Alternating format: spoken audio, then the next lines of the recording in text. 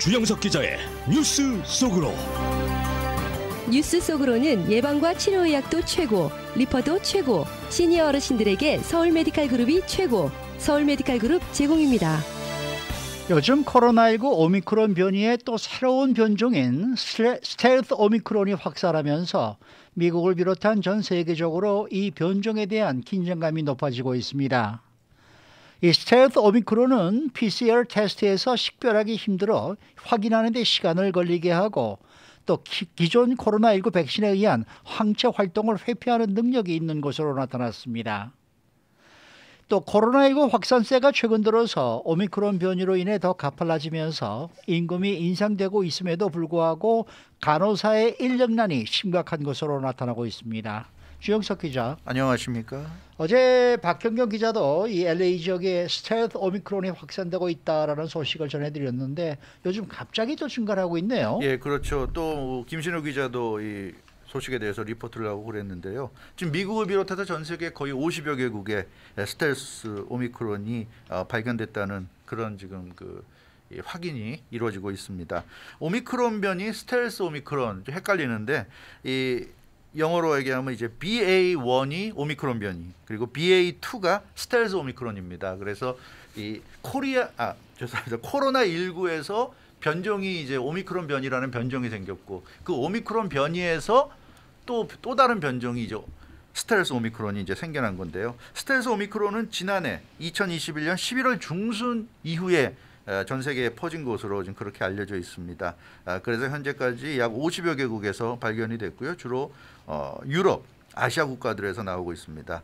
덴마크 같은 경우는 이달 둘째 주부터 코로나19 감염자의 45% 이상이 거의 절반 정도가 스텔스 오미크론으로 좀 확인이 되고 있고요. 그래서 덴마크는 이미 스텔스 오미크론이 지배종, 코로나19 지배종의 위치에 지금 올라선 것으로 그렇게 확인이 되고 있습니다. 그래서 덴마크가 전 세계에서 가장 스텔스 오미크론이 지금 활발하게 퍼져나가고 있고요. 미국은 96건 스텔스 오미크론 감염이 확인됐고 일본도 뭐 지금까지 27건이 나타났다는 그런 보고가 나오면서 전 세계적으로 많이 지금 확산되고 있습니다. 그러면 스텔스 오미크론이 기존 오미크론에 비해서 더 강력한 그런 변종인가요? 그게 좀 아직까지는 좀 애매하죠. 사실 정확한 거는 아직 우리가 알 수는 없는 그런 상황입니다. 그러니까 찾아보니까 작년 한 11월 중순부터 이게 나오기 시작한 것 같다. BA2라고. 근데 나오기 시작한 것 같은데 그러나 뭐 많은 숫자가 아니었기 때문에 아직 데이터가 없네요. 예, 데이터가 아직은 좀 많이 부족합니다. 그렇기 때문에 전파력, 치명력 어느 정도인지 확실치는 않아요. 그래서 기존의 오미크론 변이에 비해서 뭐 전파력이나 중증력이나 치명력이 더 높은지 여부가 좀 불확실한 그런 상황입니다. 근데 정확히 얘기하면 아무튼 지금 우리가 데이터가 부족하기 때문에 아직 잘 모른다는 거죠. 그래서 전파력이나 치명력이 기존의 오미크론 변이보다 더 떨어진다는 것도 아니고 그렇다고 더 높다는 것도 아니고 그렇게 단정적으로 얘기하기에는 아직도 모르는 부분이 많습니다. 그래서 좀 더 연구가 진행되고 데이터가 쌓여야 정확한 스텔스 오미크론의 능력을 파악할 수 있을 것으로 이렇게 보여집니다. 지금 뭐 일본에서는 이 스텔스 오미크론이 전파력이 좀 더 강할 것 같다라는 주장이 나왔다 그래요. 예, 좀 주장이 나왔죠. 일본의 전문가가 스텔스 오미크론의 전파력이 강할 것으로 예측했습니다. 근데 뭐 당연한 거죠. 왜냐하면 오미크론 변이의 특징이 전파력이 강하다는 거잖아요. 그러니까 스텔스 오미크론도 거기서 나온 변종이니까 전파력은 분명 강할 것 같아요. 그건 뭐 상식적으로도 당연히 우리가 알 수 있을 것 같은데 이 니시우라 히로시 일본 교토대 교수가 스텔스 오미크론에 대해서 발표했습니다. BA2 스텔스 오미크론 감염력이 기존의 주류 BA1 오미크론 변이보다 더 강하다. 이제 이런 주장을 내놨는데 스텔스 오미크론이 기존 오미크론 변이보다 한 18% 정도 전염력이 강하다는 그런 분석이 니시우라 히로시 교수가 내놓은 내용입니다. 근데 아직은 데이터가 부족하기 때문에 정확한지는 의문이에요. 앞서 말씀드린 대로 지금 일본에 지금까지 스텔스 오미크론의 확진자가 27명입니다. 굉장히 적잖아요. 네. 27명 가지고 조사를 해서 뭐 나온 결과가 우리가 어느 정도 신뢰할 수 있겠습니까? 그런 면에서 일단 참고 자료를 우리가 이런 발표도 있고 어떤 과학자가 이런 의견을 내놨구나 정도까지 우리가 생각할 수 있지만 이건 뭐 절대적인 우리가 믿을 만한 그런 어떤 내용이라고 보기는 좀 어렵고요. 그러나 이제 이렇게 볼 수 있다 말씀드릴 수 있을 것 같습니다. 그리고 이 전 세계에서 가장 지금 스텔스 오미크론이 퍼지고 있는 덴마크, 이미 지배종이 된 덴마크에서 마그누스 호이니케 보건부 장관이 이 스텔스 오미크론에 대해서 언급했는데, 이 마그누스 호이니케 덴마크 보건부 장관도 BA2가 이제 스텔스 오미크론이죠. 네. 스텔스 오미크론이 기존의 오미크론 변이보다 BA1보다 더 전염성이 강한 것 같다, 이런 얘기를 했습니다. 그래서 전반적으로 볼 때 기존의 오미크론 변이에서 또 더 변화된 거니까 전파력이 더 세졌을 가능성은 좀 있지 않을까, 이런 생각을 하고요. 그렇지만 이 마그누스 호이니케 덴마크 보건부 장관이 이런 얘기를 했어요. 하지만 중증으로 이어질 확률은 낮은 것으로 확인됐다, 이런 얘기를 했어요. 그래서 이 스텔스 오미크론이 전파력은 더 세졌을지 몰라도 중증은 오히려 더 낮아졌을 가능성이 있다. 근데 뭐 오미크론 변이 자체가 원래부터 중증력이 낮았는데 그것보다 더 낮을 가능성이 높다 그러니까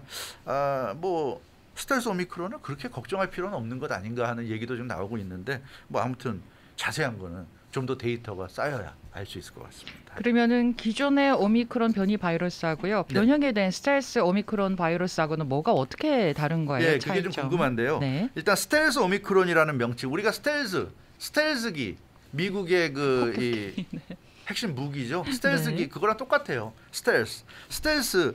그래서 이 BA1과 BA2로 구분되는데, BA1은 오미크론 변이라고 그러고 BA2를 스텔스 오미크론이라고 그러는데, 그럼 왜 스텔스라는 명칭을 붙였을까? 그 단어에 들락하면 알 수가 있어요. 스텔스의 의미가 은폐 아닙니까? 은폐. 그래서 스텔스 전투기는 그 레이더망에 걸리지도 않고 이 상대를 공격할 수 있다. 이제 그런 스텔스 전투기.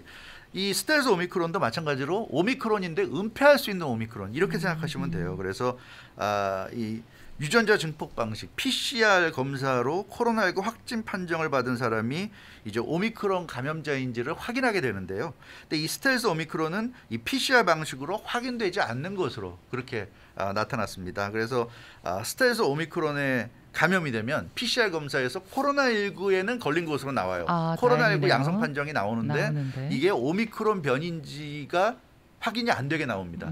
그러니까 기존의 BA1, 기존의 오미크론 변이는 PCR 검사라면은 이게 코로나19에 걸렸는데 그 중에서도 오미크론에 걸렸구나 하는 게 나오는데요.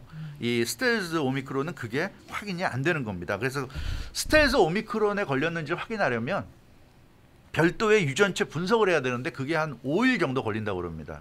그렇기 때문에 스텔스 오미크론은 대응하는데, 인간이 대응하는데 굉장히 지장을 준다.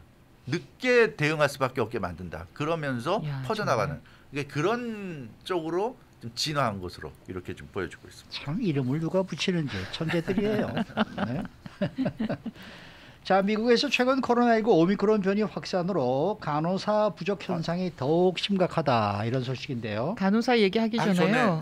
네. 백신이 이 스텔스 오미크론을 상대해서 제대로 효능을 발휘하는지 안 하는지 네. 전 궁금해요. 그렇죠. 그게 궁금하죠. 네. 예.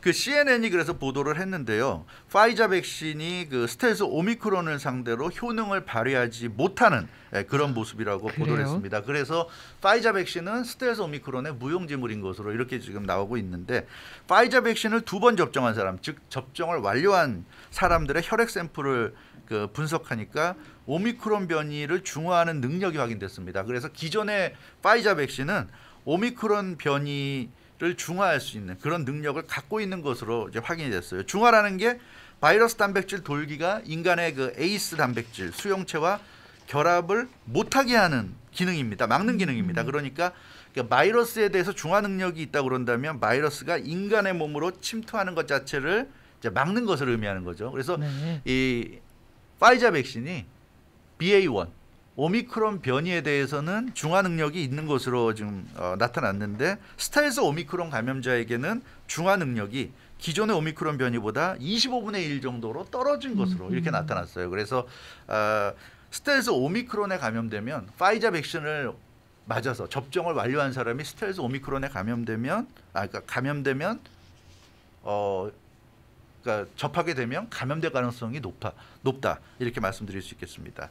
그러니까 파이자 백신을 접종을 완료한 사람이 오미크론 변이와 접촉을 하게 되면 그것은 물리칠 수 있지만 스텔스 오미크론과 접촉하게 되면 결국 몸 안으로 들어올 가능성이 높다는 그런 얘기가 되겠습니다. 그러면은 스텔스 오미크론은 기존 백신 효능을 무력화시키고 또 PCR 검사를 피하는 능력이 있다 이런 얘기예요? 바로 그런 점이죠. 그래서 이제 은폐라는 얘기가 나오는 건데요. 스텔스 오미크론은 그 백신 중화 능력을 무력화시키는, 그러니까 백신을 맞은 그 인간, 그러니까 숙주가 될 수 있는 인간이 백신을 맞아서 중화 능력을 갖춰가지고 바이러스가 들어가려고 해도 이 앞서 말씀드린 대로 바이러스의 단백질 돌기가 인간의 에이스 단백질에 접촉을 결합을 못하게 막아버린단 말이에요. 근데 그런 능력을 무력화시키는 겁니다. 네. 그게 바로 스텔스 오미크론이고요. 또 앞서 말씀드린 대로 PCR 검사를 회피할 수 있는 그런 능력이 있습니다. 이 두 가지가 지금까지 확인되고 있는 이 스텔스 오미크론의 가장 강한 특징이라고 볼 수 있는데,